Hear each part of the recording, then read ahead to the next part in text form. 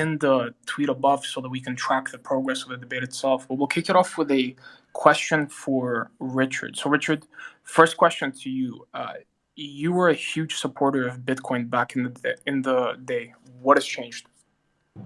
Well, Bitcoin changed. When I first got into it, it was all libertarians and gold bugs that were against the government. Now, over 40% of Bitcoin sits in 2,000 wallets. It's all vulture capitalists. 70,000 Bitcoin sat in the Bitfinex hackers' wallet. Numerous Bitcoin has been seized by the government. So the government has seized Ross Ulbricht's Silk Road stash of who knows, 30, 50,000 Bitcoin, whatever it is. Mt. Gox has got 140,000 Bitcoin. So basically, a lot of people that own billions and billions and billions of dollars of Bitcoin are pretty trashy, scummy people. And all they're going to do is sell it and not have the same political beliefs as you. You know, Blockstream used to have a block size increase on their roadmap, Bitcoin Core. They lied. I and Tone Vays and many other guys fought against the New York agreement where the mining companies tried to take over the protocol. And we were on the same side then. And then we got screwed because Blockstream got bought up by AXA Insurance Company. And the founder of, LinkedIn, Ross Reed Hoffman. And what happened? They started launching cloud mining, centralized cloud mining they wanted to sell you. They started launching protocols that compete with Bitcoin, like I don't even remember what they call it, some other network, some other parallel non-Bitcoin network. And so it was just business as usual, centralized scumbags and vulture capitalists taking over. And Bitcoin's roadmap is trash. You want anonymity? Everyone that's tried to be anonymous in Bitcoin's been tracked down and basically killed by the government. So you've got the guys that stole the Finex money. You know why they were sitting on 70,000 Bitcoin still? Because they couldn't get rid of it, because you can't get anonymous enough to get out of it. But if you used Bitcoin, or if you used Ethereum, you could, because you could use Tornado Cash. Guys that hack money in Ethereum actually get to keep their money they stole. But guys that hack money in Bitcoin, they're fucked. They can't get rid of it because you can't get anonymously rid of the shit. And you can't generate yield with it. So everyone gets altcoins to generate yield, and they get wrecked and stupid rug pulls. Or worse, they give their money to a centralized entity like Celsius or BlockFi or so many other horrible centralized entities that Bitcoin was invented to get rid of. But because the stupid protocol can't generate you any yield, you end up giving your keys to somebody else. And that's how Mt. Gox got their 140,000 coins. And that's how the Finex hacker got their 70,000 coins, because the protocol is such trash. Oh, and by the way, all you guys that promote margin trading, you're helping these centralized entities take keys out of people's hands. You're getting one guy on one side of the screen to pretend that he knows what's going to happen and take another guy's money. You got two guys on two different ends of the same screen trying to steal each other's money. And in the middle is the guy reaping all the rewards. Like the recently convicted or settled with the government BitMEX founders, those guys have got an insurance fund with, 30,000, 50,000 Bitcoin in it. And it's really just their money. It's their retirement fund. They don't have to use it for insurance. And how do they get their 30 or 50,000 Bitcoin? By everyone on YouTube promoting margin trading, telling you this fantasy that if you just learned a little bit more, you could go take other people's money from them. How honest and beautiful. And all it does is make the trading companies rich. The exact opposite. Those are the new banks. The new banks are the people that give you margin.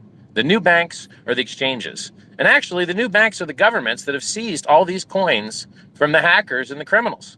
And so what solves this? A lot of things solves this. Tornado Cash solves this. It gives you actual anonymity and privacy. You don't have to get wrecked by the government or lose all your privacy. If you're a business, you don't have to let everyone know what you pay all your customers. You don't have to let everyone know what you pay your employees. You don't have to let everyone know what you pay your suppliers, because you need actual privacy to function in the world, which is why it's a human right. And Bitcoin doesn't offer it. Bitcoin's also at the top of its S-curve. The richest man in the world already bought and dumped on your heads. Governments have already made it legal tender. Insurance companies have already bought it. Everyone already bought it. It's traded in the most liquid exchange in the history of the Chicago Mercantile Exchange, and hundreds of millions of dollars are traded every single day. And guess what? You're late. It's 13 years old. You're not an early adopter, which is why it's cheaper now than it was 5 years ago. You sat on your Bitcoin for 5 years at a loss. Piece of crap, garbage, trash asset that's the slowest, most expensive database in the world. When the blocks fill up, and by the way, I've waited 6 hours for a transaction, and you can't fix it. And there's no roadmap. They haven't added features in 5 years. And they've had two critical vulnerabilities where anyone could mint as many free coins as they wanted. And one time they did. Somebody minted 6 billion extra Bitcoin and they had to roll the chain back. And then a couple years ago, 3 years ago, a Bitcoin Cash developer, Bitcoin Cash, that thing down 98% versus Bitcoin, 99% actually, That thing, one of their developers found a critical vulnerability in Bitcoin that would have let anyone mint as many free coins as they wanted. They respectably and honorably and responsibly disclosed it instead of just minting as many free coins as they wanted. And then Blockstream lied and said it was a denial of service patch they were releasing. But really, it was a denial of service patch plus anyone could mint as many free coins as they want. And how many coins have had that problem? XLM had that problem. Ravencoin had that problem. Monero had that problem. AVAX had that problem. But you know what coin is not ever going to have that problem that all those other coins have had, including Bitcoin twice? Hex. Do you know why? Because it's a safe within a safe. Our consensus code is locked and isolated in a place where no one can ever possibly touch it, ever. But the Bitcoin code, it gets modified and changed all the time. Little tiny fixes they tried to do. They tried to make the latency on the network a little bit quicker that introduced that last bug. That last inflation bug that would have let anyone mint as many free coins as they wanted was introduced by a Bitcoin developer trying to make the network stack a little better because it's spaghetti code. And if you try and change one thing or improve one thing, it breaks everything because the consensus touches the wallet, touches the network. It's trash, and there's no written spec, which is why you don't get multiple implementations. No one wants to use them because they're not bit for bit bug compatible. So what you've got in Bitcoin is limp, weak gains. It dumps just as hard as everything else. Bitcoin dropped 75%. Ethereum dropped 85%. Hex dropped 95%. And when they go to get up, which one do you think is going to get up the hardest? Bitcoin's too heavy. It's the top of its S curve. If you buy it now, you're getting limp gains with the same drops. It's a risk on asset. And as long as inflation rates are increasing, Bitcoin price will continue to go down, along with the prices of almost everything else. You know, Hex went up 30x the last time Bitcoin died from 65K when I called the top on the day. And that top call has been in profit every single day for the last year and a half. Every single day for the last year and a half, except one, the Judas candle, the 69K, 6% higher high. They got all these guys telling you about technical analysis, long the top, and then wrecked and liquidated. Three Arrows Capital, liquidated. Willy Woo, liquidated. Michael Saylor at a loss. Elon Musk, I think Tesla lost 9% on their Bitcoin play. All these losers are losing money left and right while I'm God mode giving away this information for free, handing out free coins.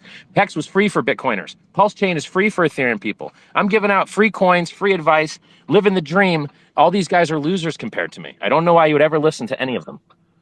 So for Tony, I'm going to give you the mic now. For other panelists that want to speak, feel free to put your hand up. Tone, I appreciate you muting while Richard's before we move over to Tone, Richard, you keep mentioning the two Bitcoin inflation bugs, and you mentioned it on the coin telegraph debate that you guys had with Tone. I think this was 2 years ago. Could you educate the audience on what they were and how they affect BTC as well? Yeah, sure. So the hardest part of a blockchain is just making sure that no one mints any extra free coins. That's the whole game. The whole reason blockchains are useful is because it's mathematically guaranteed supply increase. So all proof of work currencies inflate to secure their networks. Unfortunately, in the case of Bitcoin, the more popular it gets, the more value it gets, the more proof of waste you have to do to defend that value, the more the environment gets blown up. Now, 2/3 of that energy is renewable, but guess what? When you suck up all the renewable energy, then the guys, they just had to turn off all the mining in Texas because the grid was full. And then the Bitcoin guys are celebrating, hey, we turned our machines off. What good citizens we are. And you're like, bro, if you wouldn't have them on, you wouldn't have to turn them off. It's like having to borrow your lawnmower back from your neighbor. You lend your lawnmower to your neighbor, and he's had it so long that now you have to beg him to get it back. And it's just the same thing with electricity, And if they would stop blowing up the environment, they would stop murdering the price. Because we know proof of stake systems work, or you'd see them getting hacked all the time. They never get hacked. The networks that have all these bugs that I'm telling you about were like Ravencoin, for instance. A hacker minted 10% of the Ravencoin supply at once from an inflation bug and dumped it on exchange. So proof of work systems are extremely buggy, and they're not buggy from the perspective that they need more hash rate. They're buggy from the perspective of software bugs. And software bugs are a function of attack surface. And the more spaghetti code you have, and the less modularity you have, and the less isolation you have, the more of these huge, world-ending bugs you're going to get. So, when they minted 6 billion extra Bitcoin by accident in 2010, they just rolled the chain back and were like, oops, we'll just pretend it didn't happen. That guy that minted the 6 billion extra, we're just not going to give it to him. And that's what the Ethereum guys did back when Ethereum was big enough to just do whatever they wanted, or small enough to do whatever they wanted. some guy like ran a smart contract and jacked everybody for their money. They said code was law until someone actually used the code to take their money. And then they said, oops, code's not law. We're forking the chain. Haha. And then they rolled the chain back with a default vote. Like, if no one voted, it just defaulted to taking away the quote hacker's money. But is he really a hacker if he just did what the code let him do? Right? And so like Bitcoin is the same thing. They have an inflation bug that lets some guy mint an extra 6 billion Bitcoin, but they're like, actually, we don't want you to have that 6 billion. We're going to take it back from you. And so when it happened 3 years ago, the guy that founded, the Bitcoin Cash guy, he could have just minted as many free Bitcoin as he wanted. That's it. He would just perform a transaction on the network that would have put an extra million Bitcoin into his wallet, or 10 million Bitcoin, or 100 million Bitcoin. Because basically they made a mistake when upgrading the network to try and make it faster, to make the networking stack faster, less latency. They introduced a bug that let anyone mint as many free Bitcoin as they wanted. Now, Ethereum's never had that bug. And Hex is less likely to have that bug than either Ethereum or Bitcoin, because our consensus code doesn't touch anything else. It's locked and isolated and modular. And so like, it's like, this is the bug that bites everybody. The only other kind of bug that bites everybody is 51% attacks, and they really only happen to proof of work coins that have quite small minority hash rate. And that's the reason ERC20s never have 51% attacks on them, but small minority coins do. Like, I don't remember some of these little small coins that have had these problems, but so long story short, every time you try to improve Bitcoin, there's a chance you break it and make it a lot worse. Every single time, because it's spaghetti code. And it's run by barely any guys. Peter Wooley, who's 80% of the commits to Bitcoin, just gave up his keys. He no longer can make commits on GitHub. He gave up his keys. Gavin Anderson, who Satoshi Nakamoto handed control to, abandoned the Bitcoin project as well. He works on Zero Cash stuff on side Ethereum. Bitcoin Jesus, he used to love Bitcoin. He left Bitcoin. I left Bitcoin. Everyone ends up leaving Bitcoin because Bitcoin doesn't care about you. It doesn't love you. And the second that the Bitcoin community sees that you're successful anywhere else, they will demonize you and make you the worst person in the world. Ask Trace Meyer, ask me, ask Gavin Anderson, ask Bitcoin Jesus, Roger Ver, ask any of us who are some of the most, powerful people in the space. We've all abandoned Bitcoin because Bitcoin abandoned us. When Bitcoin.org was hacked and a scam was on the homepage, did Satoshi come and do an emergency live stream to save Bitcoiners? No, but I did, because I care more than he does. No, And when's the last time Satoshi gave you free coins? I give you free coins. He doesn't. Satoshi's dead or a coward. Vitalik's on stage every day. Where's Satoshi? This is stupid. Money is supposed to be a commodity. It's not supposed to care about you. It doesn't have consciousness. It's an unconscious commodity. It's not supposed to be biased. It's supposed to be neutral money. That is the precise problem with Hex, and that is why Bitcoin is better than Hex. It's unbiased, neutral money. It's a tool. So Hex is up 250x versus Bitcoin right now. 250. So Shane McShane, I'll let you speak. Thanks for joining as well. Tone, you've been waiting patiently. I see Munib as well with his hand up, and Wendy, and I'll let you guys speak in a bit, and Bullish as well. So Tone, you've been very respectful muting your mic, so I appreciate you being here. So, do you want to give the audience first, introduce the audience? Richard, you and Richard, you go way back. So just to touch on that, because a lot of people don't know that.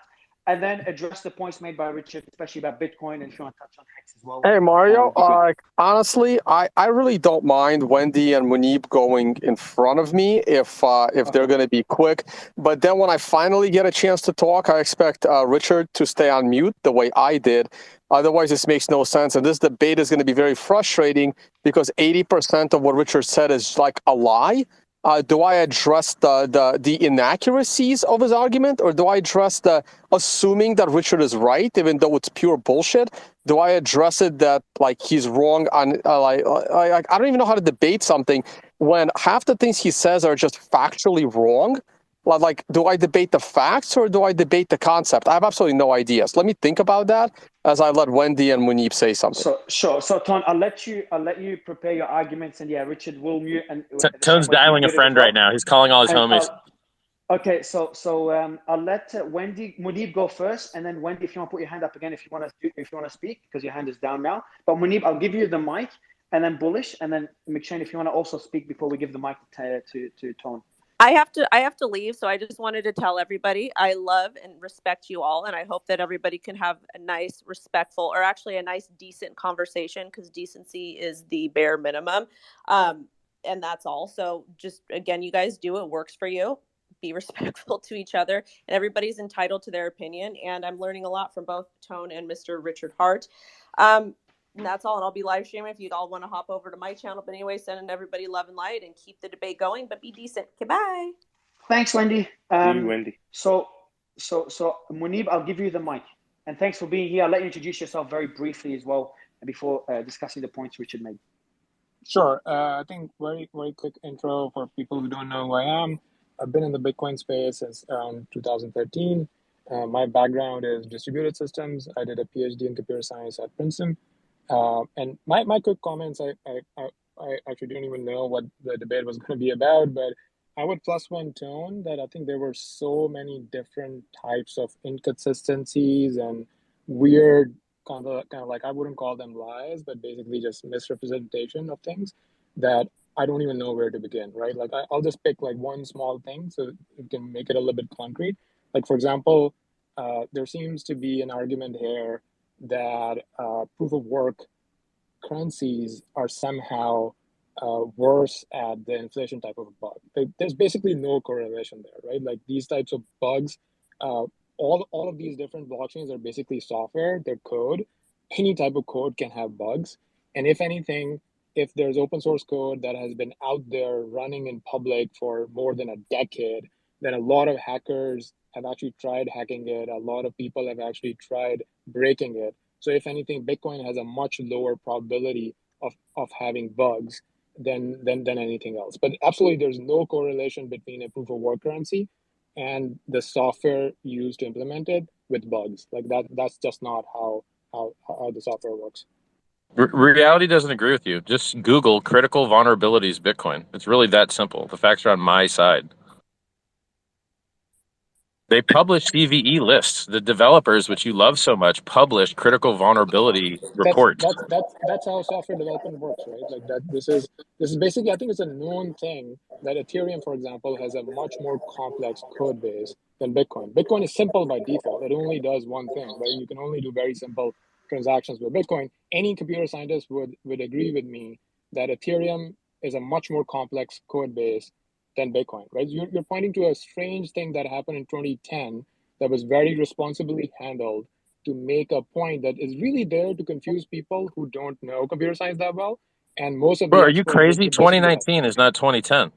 3 years ago is not 2010, is it, buddy? I don't think you know what you're talking about. I'm talking about the 2010 bug that you keep referring to, right?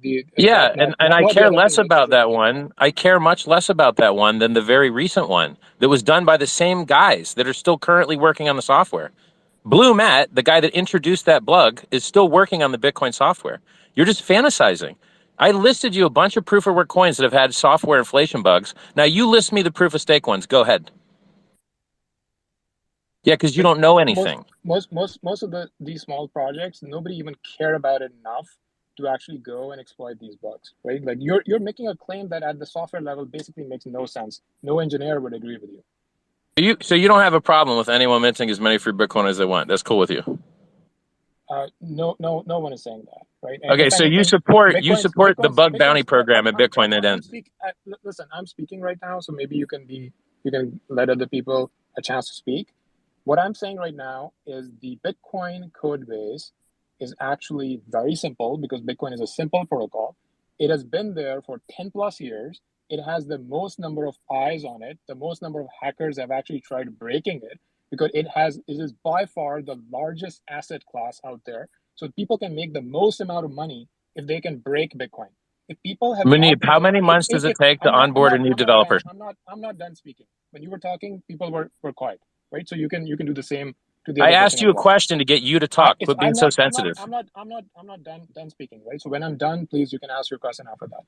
So going back to the fact the Bitcoin code base has been there for 10 plus years, people have the most amount of incentive to go and hack Bitcoin because they can steal the most amount of money by doing that. They don't care about the small random project, right? Because there isn't a lot of money there. There isn't a lot of liquidity there. Even if you steal something, it's like low stakes, right? Nobody cares. Bitcoin is the prime target. It's the largest asset class, the most liquid thing out there, and it has been there for more than a decade, right? Hackers have tried, other people have tried, and it is by far the most stable thing out there. So just coming here and making an argument that because it's proof of work, somehow you can create inflation bugs at the code level. As a computer scientist, no engineer would ever agree with you that there's any correlation there.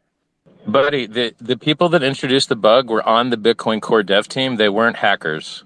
Second, how many months does it Can I take? mention specifically about that bug? Okay, Richard is blowing down. Okay, look, every as Munib said, every piece of code can have a bug. Everything gets a bug. How did that bug get introduced into Bitcoin? A while ago, I think it was Matt Corallo, who, in review of the code, they decided that this certain piece of code was not needed in the Bitcoin protocol. A little later, there was an update to the code. No problem. A little later, there was an update to that update that needed a dependency on what was added prior. No problem. After that, there was another addition to the code that added that now needed those two dependencies. And then later on, something else got added that needed those things, but also needed the thing that happened to be removed. So there's two things there. First of all, this bug was never exploited, and it would have been so theoretical to exploit it. The problem that the Bitcoin network faces, because Bitcoin network doesn't have a single godlike leader, unlike some other chains, including Hex, because Bitcoin is this decentralized protocol, there is no one to speak for Bitcoin. No one speaks for the internet itself. About 6 years ago, there was a very critical bug in the internet protocol, the whole internet. The entire internet was in jeopardy. Very few internet developers, the TCP/IP layer developers, they all got together in secret, and they knew this bug existed, and they had to fix it before the entire internet could have been exploited. Everything, every single website, every single thing. They fixed it. You can Google this, by the way. I think it was about a decade ago, maybe less, maybe like 7 years ago. They fixed it in secret because very few people knew it was there. And they basically saved the entire internet from being taken down. These things happen. The same thing was happened there in Bitcoin. There was this small theoretical bug that someone could have potentially exploited, that the miners would have probably rejected, and nodes would have probably rejected those coins, the way it happened in 2010. In 2010, all those coins were minted, and there was a soft fork, and everyone's node said, no, we don't accept all those new coins. The same exact thing would have happened if, by some 0.0001% chance, someone could have successfully exploited that bug. The problem that one second, I got a call. Let me just say I'll call back. We'll call back. I can't. Okay, so the problem with Bitcoin is that the Bitcoin developers are super honest. That honesty gets them the wrath of people like Richard Hart, okay? And that's the problem. So in Bitcoin, you have these developers that say, there is a 0.1% chance that a 0.1% chance that this minor thing could potentially be exploited. And that statement gets blown so out of proportion because there is no PR department. On the flip side, you have a project like Ethereum or a project like Hex or any other project where there is like a 30% chance that this ridiculousness is 90% chance probability that it's going to be exploited. And they sit there, go on TV and say, nope, not going to happen. No way in hell. Okay, so they make these bold claims, and that's why there are 5,000 of these shitcoins. No one cares about them. And then when they blow up, they just say, oh, it was a science experiment, no big deal. Okay, so Bitcoin suffers from the fact that everyone in Bitcoin is super honest. And everyone that quits Bitcoin, like Gavin Andreessen, like Roger Ver, like everyone else, is because they have this God complex that Bitcoin has to do exactly what they want it to do. And when this protocol, goes in its own direction, they throw up their hands and print their own money. This is continuing to happen all the time. And that's why these people lose all respect from the Bitcoin community. Well, look, man, I think something like 3% of all Bitcoin holders claimed their free Hex, literally provably on chain. Second, regarding miners rolling back the hack transaction, all you have to do is cut the miners in on the fraud. So if you give the miners 5 or 10%, you get to keep all of it. They're not going to roll it back on you. Third, I think it's funny that guys that have had 2 mint as many as you want bugs and a long list of other critical vulnerabilities, I might add, whereas Ethereum has had none. And like, you have no anonymity in Bitcoin, you have anonymity in Ethereum. You have slow transactions in Bitcoin, you have fast transactions in Ethereum. You have These are just NFTs, wrong. and it's like, These are not true. no, They're tell me, factually wrong. educate me. I'm listening. Tell me you're going to tell me more than it's just wrong. Like, tell me. It's essential. Ethereum is a centralized security. Like the vulnerability is the project itself. Like you're at Shane, risk your of people. your audio is super low, bro. Can you speak like closer to the mic? Because I don't think the audience can hear you. I actually hear him okay. Yeah, see, Doug. we can hear You used to be able to get 2,000 Ethereum for 1 Bitcoin. Now you can get like 500 maybe or 50 or something. Okay, I don't know, dude. Seems like Ethereum did pretty good. Sir. Like your strategy of arguing is so interesting. Like it's so frustratingly false and misleading. Yeah, but use your words, buddy. Use your words. You got the mic. Tell me. Give me details so I can crush you. I can give you the details. I think Ethereum has had a lot more chain splits, which are a critical consensus problem, than Bitcoin. But you can go look it up and let's dive into it. So why is Ethereum having more chain splits than Bitcoin? Usually because they did the stupid thing of multiple clients, which I don't actually like. Ethereum has proved that if there is a big exploit and you actually steal a bunch of Ethereum, the centralized Ethereum Foundation will just roll it back. False, because Polkadot proved that's not true. That used to be true years ago, but Polkadot lost 150 million worth and no one bailed him out. And the guy that founded that project wrote Solidity. The guy that founded that project wrote the Ethereum software itself. So if they were going to ever bail anyone out ever again, they would have bailed out What's the Polkadot. What's the market cap of Ethereum? It's usually, I think, like a third of Bitcoin. Which is what? Well, I mean, I don't know, 250 billion maybe? Right. So what's 150 million? It's nothing. Well, I mean, I don't know, man. The guy founded it, right? He's an insider. It'd be easy to just do the same thing they did last time, but I don't think they're going to do it. He was an insider, but then he quit to print his own money, like every other insider of Ethereum except Vitalik. I just don't think they can roll back the chain, bro. I think it's too wide now. I think there's too many people. But I think rolling back the chain is a separate issue, right? The discussion here was that which code base is more complex and can have more you're bugs. Totally wrong about that. It takes 9 months to on-ramp a new Bitcoin Core developer as per the Bitcoin Core guys themselves, which means it's extremely complex code, and you just don't know what you're talking about. It's because you have to make sure you don't do something stupid. So you want to learn the whole code base. Like in Ethereum, you can just go and start programming right now. No one cares. No, I think maybe there's one guy on this call who actually knows about software, and it's me. So I don't know why you trader guys think you know so much. You don't. So go ahead, Vitalik himself admits that Ethereum base layer and code base is more complex than Bitcoin, but Richard here knows. Hey, how much Bitcoin consensus has a $250,000 bug bounty program for Ethereum? How much is the Bitcoin Core bug bounty program? Well, Bitcoin. Where is the money? Okay, Richard. Where is the money? Where is the money coming from? Right. It's great when you have people printing their own money, like yourself, have all this money to pay other people. Chain Code Labs could pay it. They pay all the devs already. Where do they get the money? Chain Code Labs is doing all your dev for free already anyway. They could also have a bug bounty program. Why don't you crowdfund it? You could get 250K, dude. Go do it. Make Bitcoin better. All right. Are people noticing that Richard switches topic every time he's wrong on something? Like he first tried. You mean every time I'm right?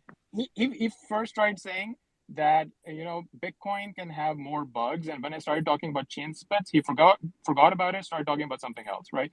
Then how is talking about a bug bounty program not relevant to bugs? Then we were talking about like, hey, is Ethereum code more complex? I brought up that Vitalik himself admits that Ethereum code is more complex, right? He didn't answer that. He started talking about something else. I think Ethereum's code is more complex, but that doesn't make it less secure. It just makes it a different failure mode. Not all complexity leads to the same type of failure. Listen, not all types of complexity lead to the same form of failure. You could say that Hex is more complicated than Ethereum because it's built on top of Ethereum, but that complication makes it less likely to have an inflation bug. Okay, So Hex is not worth all That makes complexity $0.04. is Like nobody gives a anti-security. shit about Hex. How makes Like, can that zero be a true sense. statement?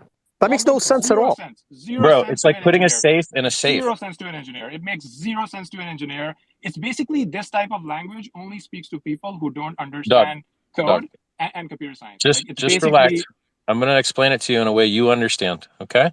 If you have a safe and you put another safe inside it, that's more secure, right? and this is logic for Two morons. safes This is is more secure than literally. one safe, right? So when you take a part of the code that's really important to you and you make it isolated and locked so that no one can ever edit it, it's more That is a secure. lie. That is impossible to do. Well, No, it's not. That's by definition basically, what a smart contract without admin keys is.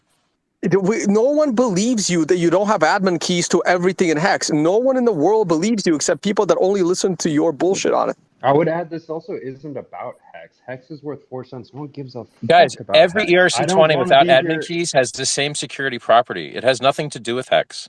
It just happens to be that if you take your consensus code and lock it in a smart contract and it doesn't have admin keys, then it is more secure than Ethereum itself from an inflation bug perspective. And it is more secure than Bitcoin itself from an inflation bug perspective because both Bitcoin and Ethereum do not have their consensus code for counting how many coins exist locked and isolated, which, by the way, is why it's so hard to actually figure out what the Ethereum supply is.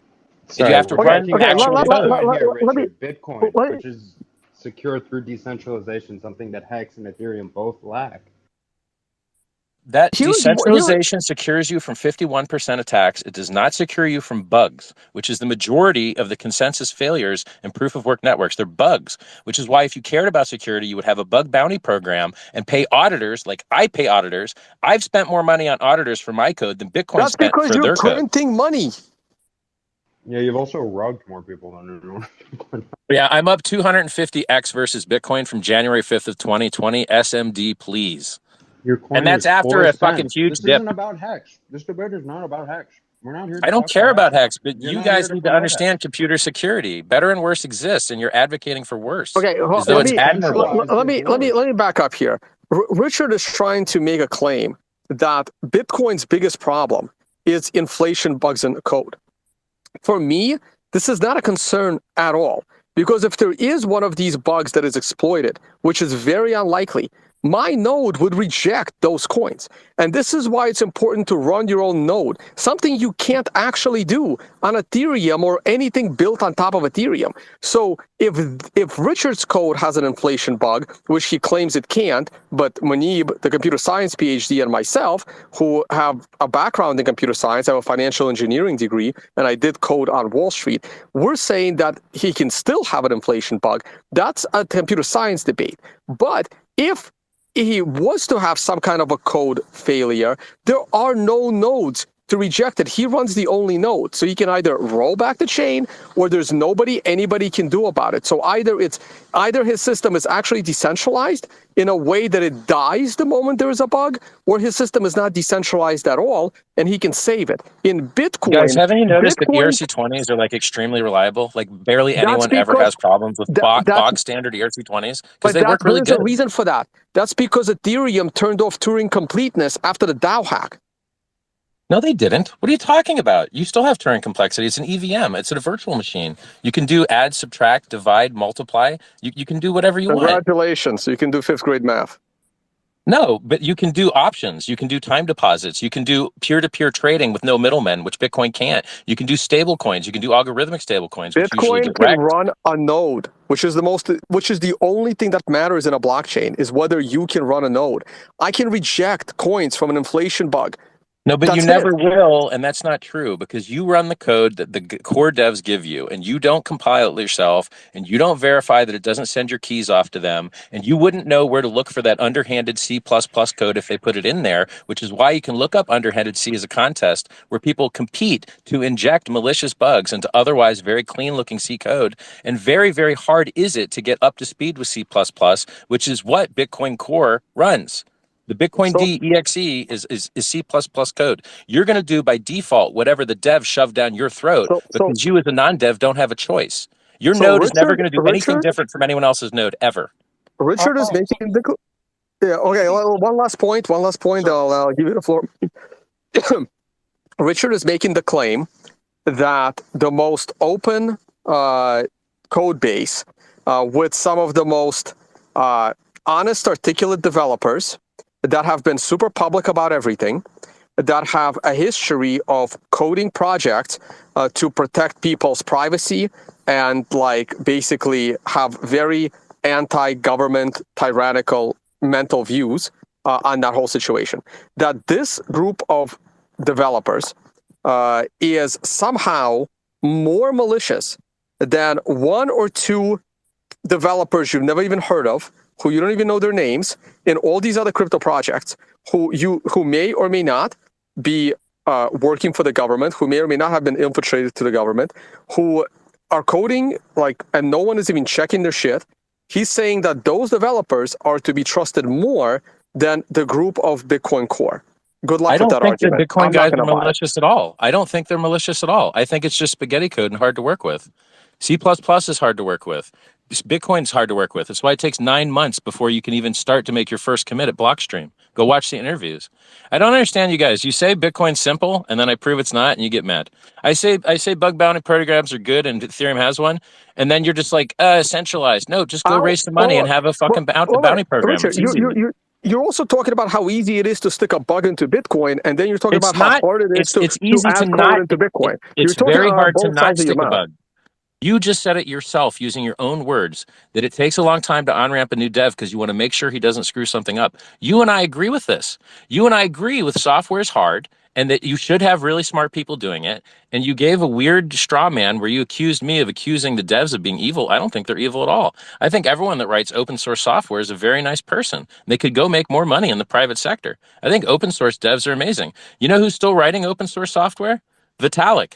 Me. Satoshi's not, and half the Bitcoin Core devs are leaving. Like Peter Boulay just dropped his access. Gavin left. I mean, they're leaving left and right. It's a tragedy of the commons. Like you guys are, the reason you'll, like, where's the anonymity in Bitcoin? And you want anonymity and I want anonymity and we agree on this point, and it'd be great if they actually added it. Where is it? It's been 13 years. The roadmap is pitiful, man. And you're going to say, next thing you're going to say is, that makes Bitcoin better. It makes Bitcoin better that it can't make, there you go. I beat you to it. It's better that Bitcoin can't add anything because it makes it more secure, even though it has a giant list of critical vulnerabilities. What makes Bitcoin secure is the fact that you can't just add random shit. All right, Munib, go for it. Yeah, I think I want to make 2 points here. The first point is that this idea of the security of Bitcoin, like there, at the end of the day, there's always a social consensus there, right? And how decentralized a ecosystem or blockchain is falls back to the social consensus. And in Bitcoin, you do have the most grassroots, die-hard people who believe in decentralization. And so changing the 21 million Bitcoin cap is basically unthinkable, just from the fact that people's Richard, I'll let you, just quickly, Richard, I'll let you mute so we can hear Munib. Just if you don't mind muting, Richard, there's background noise. Bro, my mic has been off forever. I don't know what you're talking about. Oh, I heard rain. I think it was someone else. Oh, yeah, I think it's someone else. Raining. It's raining in the background for me. Maybe that's what you're hearing. Oh, okay, cool. My bad. I see Munib constantly transmitting, but not like Munib's got mic indicator always. All right, go ahead, Munib. Yeah, so I think the first thing is the social consensus layer, which is what Tone was talking about. I think super important. The second thing is I believe Richard's main argument is that somehow publishing a smart contract and then throwing away the keys is more secure than the type of code that Bitcoin has. I think the counter fact to that is like smart contracts upgrade all the time. You have Uniswap V1, you have Uniswap V2, you have Uniswap V3. The same people can publish a new contract and just tell everybody, hey, here's the new contract code that you have to follow. And people do this all the time on yeah, but that's a superior security model that was actually very innovative and the same one that I came up with. Everyone that makes a smart contract could include admin keys and introduce middleman security, beg some other guy not to do something evil. The right way to do security is to make the individuals upgrade their node and use social consensus to choose what the safe thing is. Uniswap V1 chose not to have their keys and make everyone else go through the hard work of moving all their liquidity manually and all their trading manually to a new system. It's a superior security model. So not having admin keys is what crypto was designed around, and having to force everyone to do that work to verify that they're on the real thing is the most secure thing you can have, which is, by the way, those systems have operated perfectly flawlessly for years. Bitcoin hasn't. Bitcoin has had, I don't understand why you guys are so mad at reality. Your devs on your team injected a bug, and now you're yelling at me like it's my fault. Your devs on your team injected a bug. It's your problem. What people are pushing back on is the misrepresentation that somehow there was some big problem with Bitcoin, right? There's big problems all the time, but you guys just don't read the CVE reports. Bitcoin only got stronger when that bug got fixed. I don't understand how Richard is saying it's a bad thing. This is a good thing. It's a good that it got fixed. It's just spaghetti code that's likely to get more bugs. That doesn't mean it's spaghetti code that's likely. That doesn't prove all anything. All the time, right? So he's over exaggerating a relatively small thing on a very secure system, and basically play around with this idea that somehow smart contracts are more secure. They're not. Yes, they have a property that once you publish it and throw away the admin keys, you can't change that contract. But the people who publish the smart contract can publish a new one. And Hex, I haven't looked that deeply into Hex. It's not kind of like on the Please don't. I think it's better that you guys don't even talk about Hex. It's too confusing for you guys. It's better we just talk about Ethereum.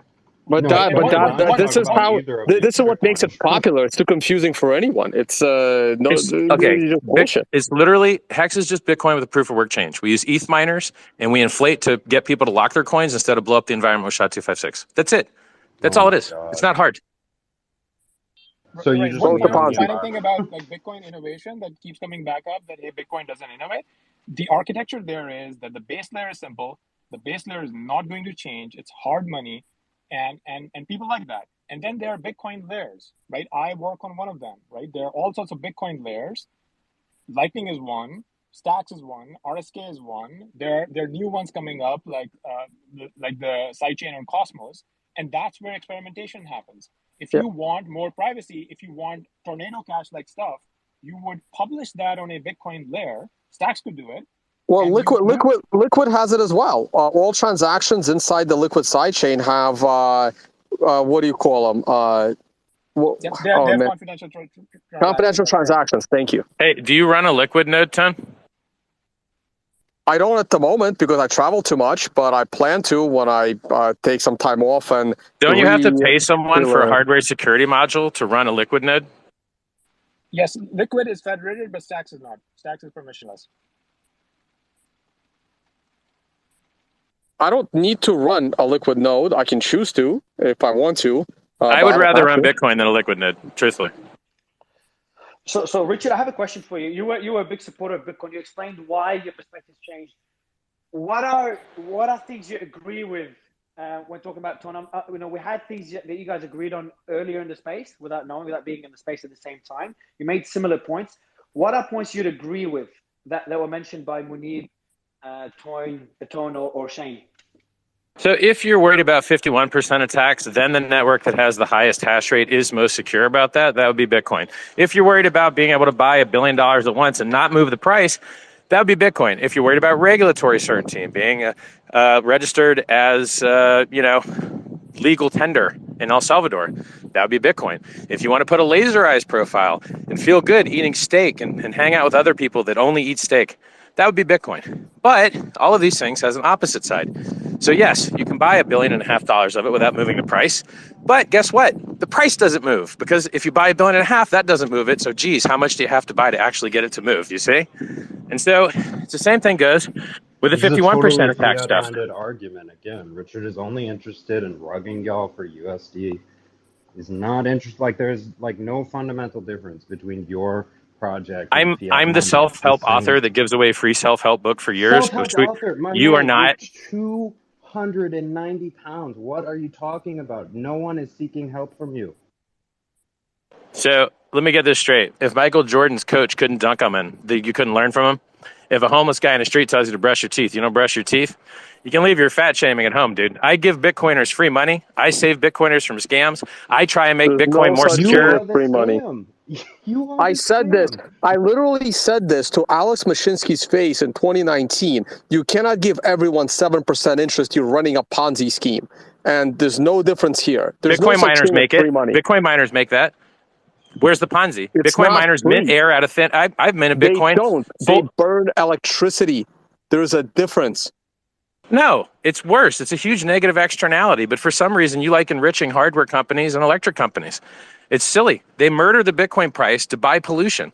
Instead, you could just not murder the Bitcoin price and not buy the pollution. And as long as you still have a functioning consensus network, everybody's happy.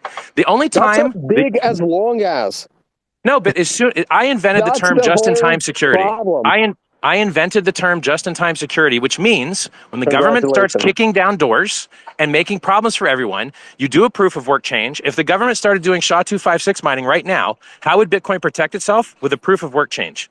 If the government started knocking down Ethereum miners' doors and making them change transactions, how would you fix that? With a proof of work change. So it's all social consensus anyway. If the government broke down your door and threw you in prison for 20 years, how would Hex perform? It would perform well. I mean, okay, let's do that in theory. People think I have 85% of the supply.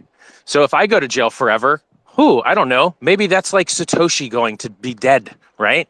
So the origin address has never sold a coin, never. But the Ethereum founder sold coins. And to tell you the truth, I don't know where Satoshi's kids may have put his coins. And I don't know who he had kids with. And I don't know how good his operational endpoint security was. Never sold coins. You're going to pretend really you haven't dumped on your PEX back. No, he dumped all the Ethereum that people paid on day one to get his coins. No comment, Tone. Yep. What about... I got a lot of really cool stuff. I'm selling something for it, ain't I?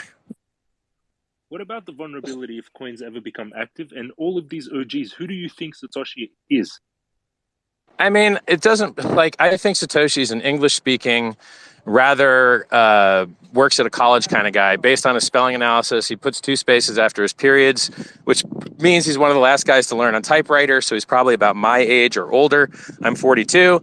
He spelled a lot of stuff with SE instead of ZE, which is an English thing. And if you do timing analysis on the times and when he posted and how quickly he responded to other people, you can't respond quickly to other people when you're asleep. So you can actually tell when a guy's awake because he can't queue messages to try and beat the timing analysis. So I think he's an English person on the UK time zone, probably based on the way his code looks, rather noob. You know, he wasn't used to working in a dev team. He's kind of doing it on his own. So I want to bring up, we've got a lot of members. So we mentioned Hex. James, I'll give you the mic. I've got a question for the panelists. But James, I know you were waiting to speak, so I'll give you the mic. And what about James, if coins start moving? Like all of this, Bitcoin's price and everything that's happening right now, like in the value of $1 trillion is all reliant on the coins not moving. What happens if the coins move? And what about that vulnerability? Like, I feel that's not true, man. Bitcoiner just ignores that. Nah, it's not true. We have a number for that called days destroyed. We measure the length of time that a coin has remained dormant. And so if you look on bitinfocharts.com, you just search Bitcoin rich list, you can actually see a chart of how long coins have been sitting there. And, you know, some large amount of coins, which, by the way, is funny, market cap's supposed to be circulating supply. Circulating supply means moving. Bitcoin's founders, million coins, are sitting there counting as circulating supply, even though they've never moved. It's a scam. So actually, Bitcoin's market cap is about 5% lower than publicly advertised because everyone's a scammer. But that doesn't matter. Why does that matter if Bitcoin's market cap is 5% lower or greater? It fluctuates quite a bit. Why not just measure it accurately? Why not just measure the coins that have moved that are actually circulating? Why not? Or publish both numbers. I don't mind. Again, there's no CEO of Bitcoin, Richard. This is a coin market cap ranking site thing. This doesn't have to do with actual Bitcoin. Talk to them. Well, like it's a complaint for coin market cap, the website. We've already got a lawsuit against them. I don't think they want to talk to me. So excellent. And by we, I mean Mexicans, not me personally. So I want to bring up, we've got a lot of audience members, Richard, that have come from your community as well. Going back up, sorry. Are you suing CoinMarketCap? Is it because they're not listing Hex? Like why are you guys suing them? Well, basically, like, malicious tort is when you make problems for someone else's ability to fulfill their contract, and it's actionable. And when you lie and say untrue things, it's actionable. Hex has had billions and billions and billions of dollars of market cap for years, and yet we're put at number 200. And if our price goes down, we're number 200. And if our price goes up, we're number 200. But on the first page, they list things that go to zero, like yams and Luna and all types of other disgusting trash. Let's be clear. Hex is pretty damn fucking close to zero. It's 4 cents. Bro, I really hope you get to hang out with some Mexicans sometime. They will really educate you and show you what good life actually looks like. We're driving Lamborghinis, Ferraris, Bentleys, yachts, jets. We're winning the game. Period. No. I heard this from OneCoin. No. The guy with less Bitcoin than me is laughing at me right now. I think that's really funny. Hey, I mined full block solo, no pool, in 50 BTC rewards in 2011. How about you, buddy? How much BTC you got, Well, dog? Richard, you're not going to win a debate with a Bitcoiner showing them how richer you are. I really don't care how rich you are. I don't have a Lambo. I don't want a Lambo. It's not why I'm here. Clearly, this is why you're here. You didn't make enough money in Bitcoin, so you have to start printing your own. Tone, I retired in 2003 with 150 million. So. Like, oh Jesus, dude, you guys need to go to richardhart.com and learn about who I am. I was a god before Bitcoin was invented. I was retired in 2003. Bitcoin was invented in 2009. Did he just say I was a god before Bitcoin was invented? That's right, correct, and still a god, fat god. So anyway, okay. So I don't even know what to say to that, right? Like I'm following. I like Bitcoin just because admit, there is no just God. admit that Ethereum It's just a outpumps protocol. Bitcoin 3-1 since the COVID dip. Just admit it. Your coin, I don't even know how to get in and out of it. Like I would never do it. Like it's just a made up token that you created. It's not interesting. I told you Hex is too confusing for you guys. Just From talk an about Ethereum. It's economic easier. perspective, it is not interesting. It is just another Ponzi, just like Celsius just imploded, just like OneCoin imploded, just like BitConnect. And you know what's funny? We're older than all those things, and yet our way. chart is up 250x versus Bitcoin. Crazy how that works, huh? It doesn't matter how much you're up. The question is this sustainable? And it's not, because it's just a Ponzi. Dude, it's just Bitcoin's less negative externalities. We don't have to pay miners to dump the price all the time. We just pay a little bit of fees. People average lock up 7 years. What do you think happens to some people buy and lock up 7 years? What do you think happens to it? The price goes up. It's obvious. Oh yeah, it's been going down. Yes, you have lots of gimmicks. You're just explaining a better made Ponzi. Hey, you know what? It's not better. Like the Ponzi is not better. Let me ask you, why isn't Bitcoin a Ponzi? Real quick. To be fair, Tone, why isn't Bitcoin a Ponzi? Better as in it's a better investment. I just meant that by locking it up for 7 years, he can hide the fact that it's a Ponzi for longer. Why isn't Bitcoin a Ponzi? Where's its base demand? Where are people using it as a currency? Sure, this was explained in a post by Luke Dash-Jur, another one of those Bitcoin. You mean the guy that keeps begging online that can't pay his bills, broke Luke Jr.? The guy that is like nearly. That's the one of the smartest computer engineers alive. And yes, he's not very wealthy. And yes, he needs donations. And he's still one of the smartest computer science people in the world. He wants the block size to be 200 kilobits, not 1 megabyte, right? You know that, right? He has very good arguments for that, by the way. And whenever Luke Dash Jr. says anything, people listen. Yeah, I listen, and everyone else laughs, including the core devs who are on my side on this one, that Luke is crazy.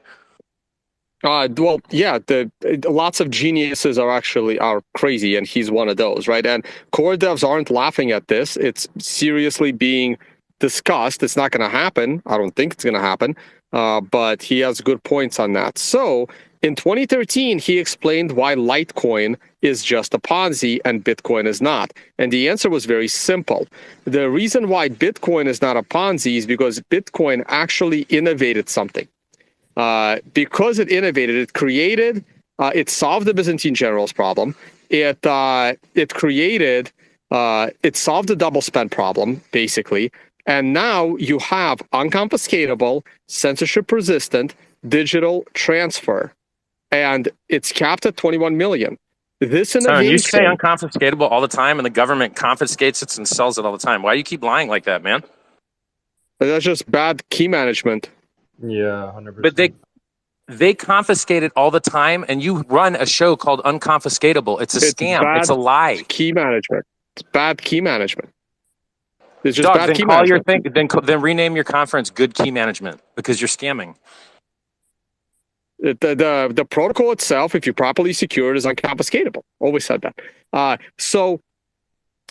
Because Bitcoin actually has an underlying innovation of decentralization, it prevents Bitcoin from being a Ponzi. Everything else in crypto, at the end of the day, is pretty much a Ponzi because they haven't innovated anything. So what happens when Ethereum has negative supply growth due to fee burning and switching to proof of stake, and Bitcoin is still not even hard money and still inflating to enrich miners to dump the price to pollute the environment? Ethereum and PulseChain.com does the same thing, by the way. Ethereum doesn't have any actual innovation to the world. So eventually, there will be no need for the Ethereum token because everything that you can build on Ethereum, you will be able to build on a sidechain of Bitcoin. Munib is working on one of them, and there are several others. So everything that Ethereum can do, Bitcoin can also do. That is why the Ethereum token will not be needed unless Ethereum actually converts itself to be a centralized corporation like Microsoft and converts Ethereum to an equity and stock of the Ethereum, the company. Then that token has a chance to exist long term. Is the reason there's 10 times more liquidity in wrapped Bitcoin on Ethereum than in the liquid network on Bitcoin because Bitcoin's so cool? Anyone that wraps their Bitcoin on Ethereum doesn't actually believe in Bitcoin, and they just want to invest in the latest and greatest thing to try and make more fiat money, and eventually they all get burnt. And they all made yield instead of the actual hardcore Bitcoin bros that deposited their coins right into BlockFi and into Celsius. You only hear from the people that made money on yield. You don't hear from all the people that lost all their money in Luna, all the people that lost all their money in Celsius. These people might not be able to afford internet going forward. So you don't hear from all the failures. You only hear from the successes because they have a bigger microphone. That's why I never hear from your students because they lost all their money. Your students never talk crap on my posts because they're all wrecked and they don't have anything to talk smack about. Listen, you should stop promoting margin trading. It's horrible. Richard, you're just another version of the course sellers up here. You're up here telling them, I'll get you rich. I'll sell you something. I got big Lambos. Trust me. Don't trust these guys. Trust me. You're just like... What are you talking about? I'm up here talking about Ethereum. I don't even want to talk about my projects. I'm not even talking about my projects. You haven't talked about Hex this entire time. Bro, you came up here and said, I'm a god. Listen to me. My Lamborghinis are huge and all the people who buy my coin are rich. You're just another version of all these people you're arguing with. Nope. I'm the guy that called the top on the day. Check the charts, buddy. That has nothing to do with what I just said, though. You came up here and said, hey, listen to me. All the people who buy my coin get rich, dude. And then you described... No, I'm the guy getting people to hold their own keys. Listen, you can't remove price risk in speculative instruments. You're going to get bubbles. Things are going to go up and down. That's not removable. But you can remove counterparty risk. I'm the guy getting people to hold their own keys. That has nothing to do with you're still a snake oil salesman. You are just a different type Tone wants you to give your keys to the exchange. I want you to hold your own keys. Hey, don't trust Easy. These guys. Trust me. When did I say that? I don't think Tone's ever promoted. How are you going to do margin trading and not, I don't know, put your keys on the exchange, bro? They're going to get you rich quick. Listen to me. Don't listen to them. Please do not listen to them. I'm the guy that tells you crypto drops 85 and 95% all the time. I'm the guy that tells you the honest truth about the volatility. Go look on hex.com/scam or how it works, and you'll see me tell you 85, 95% drops all the time. Nobody else tells you that. Just me. You should make it. Hey, Richard, can you change? You need to change your... Any time talking about Hex, Mara. Are you gonna we should change the domain to scam.hex.com instead of hex.com/scam. So James, I'll give you the mic. I'll give you the mic. Just hold on, James. Before I give you the mic, I just want to say, so we've got audience members, very important panelists to understand. We've got audience members from all different fields, including a lot of Hex, fans and followers of Richard. We've got a lot of followers of Bitcoin. So I think it's important to also address each audience. So when we guys, I actually have to run. I hit a hard time stop, but I'd love to do this another time. Probably more like a walk. Yeah, enjoy, bro. See ya. Hey, anytime you guys want to get demolished on live stream and get educated, t.me/Richard Hart, direct message me. I'm happy to educate your audience, and you could do your best to try and educate mine. James, right. Richard, you had your hand what up, tip would you give for people in crypto? Like, number one tip. Don't trade. You'll lose all your money. Don't buy scams. Buy things that have product market fit. Bitcoin has product market fit. Ethereum has product market fit. Hex has product market fit. Hold your own keys. Do not use things that have admin keys. You will endure 85 and 95% dips. If you give your keys to someone else, you will lose all your money. Also, these things tend to bubble up every 3 or 4 years. Maybe it's tied to the fact that the halving occurs every 4 years. But right now we have a different macro environment because they're stopped printing money. Bitcoin's only existed previously in a market where they only printed money, so we might have extra downside. Whereas a normal 85% drop from $69,000 would leave you about 10,650. Now, because they slowed down the money printing and it's a risk-on asset and it's dropping with the stock market tied to interest rates, which they have to keep raising because of inflation, you might get a $5,000 downside target for Bitcoin. I hope it doesn't happen. I hope it stops at 85% like it did the last 2 or 3 times. And that's it. I'm out. I hope you guys follow me. Twitter.com/RichardHartWin, Instagram.com/RichardHartOfficial, and YouTube, Richard Hart on YouTube. And I've got free self-help books that have been out for years that could change your life. T.me/SciVive. I don't have any paid courses. I don't have any paid anything. You can't possibly send my money. You don't know my address. Good luck and have fun, everybody. And don't listen to anyone who says, Gamer has left the building. Thank you. We can talk about Bitcoin now. Yeah, so I'll let you, Munib, I know you had your hand up, so I'll let you make your point. And NFT God, I know you were trying to speak as well. Yeah, I was just going to say that I've totally lost track of this debate and discussion. I have no idea what was going on, or we could talk. I need to run